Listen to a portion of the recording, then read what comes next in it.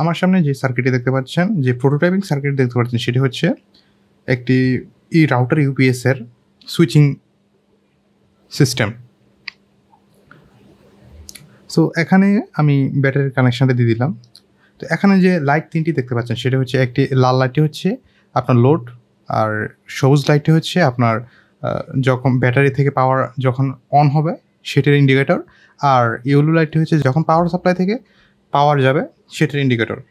So আমি প্রথমে এখানে কানেকশানটা যদি পাওয়ার সাপ্লাই কানেকশানটা দিয়ে দিই, দেখবেন আমার সবুজ লাইটটি অফ হয়ে গেছে এবং হলুদ লাইটটি জ্বলছে। অর্থাৎ এখানে যখন কানেকশান থাকা অবস্থায় আমার ব্যাটারি থেকে কোনো পাওয়ার কিন্তু যাচ্ছে না, একদম সুইচ অফ করে দেওয়া হয়েছে। অর্থাৎ যখন পাওয়ার সাপ্লাই থাকবে, আমার যে রাউটারের যে ব্যাটারি আছে সেটি একদম রিল্যাক্সে থাকবে, কোনো প্রকার আউটপুট দিবে না। আর যখন আমার যে কারেন্ট যদি চলে যায়, তখন আমরা দেখতে পাবো যে তখন ব্যাটারি থেকে পাওয়ার দেওয়া শুরু হয়ে গেছে। আর লোড কিন্তু দেখব যে সবসময় থাকে, লোড কখনো অফ হবে না।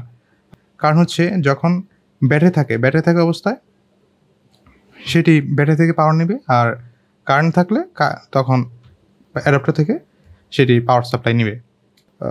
অর্থাৎ আমার ব্যাটারিটি অল টাইম লোডে থাকতেছে না, যার ফলে আমার ব্যাটারির লাইফ টাইমটা সেটা বেড়ে যায়। আমরা খুব শীঘ্রই রাউটার ইউপিএসটি বিল্ড করে আপনাদের সামনে আনবো, তখন আপনারা এটি দেখতে পারবেন।